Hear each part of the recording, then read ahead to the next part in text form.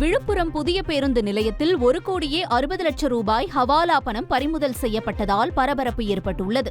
பேருந்து நிலையத்தில் சந்தேகத்திற்கிடமான வகையில் நின்று கொண்டிருந்த 4 பேரிடம் போலீசார் தீவிர விசாரணை மேற்கொண்ட நிலையில் அவர்களிடம் கட்டுக்கட்டாக பணம் இருந்தது தெரியவந்தது.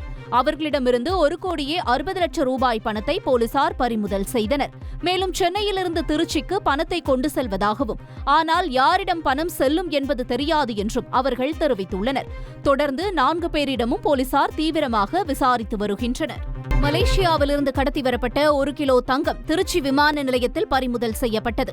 கோலாலம்பூரில் இருந்து திருச்சி வந்த ஏர் ஏசியா விமானத்தில் பயணம் செய்த ஆண் பயணி ஒருவர் 1 கிலோ 140 கிராம் எடை கொண்ட தங்கத்தை பேஸ்ட் வடிவில் மாற்றி தனது மலக்குடலில் வைத்து கடத்தி வந்துள்ளார். இதனை கண்டறிந்த சுங்கத்துறை அதிகாரிகள் 94 லட்சம் ரூபாய் மதிப்பிலான அந்த தங்கத்தை பறிமுதல் செய்து விசாரணை நடத்தி வருகின்றனர்.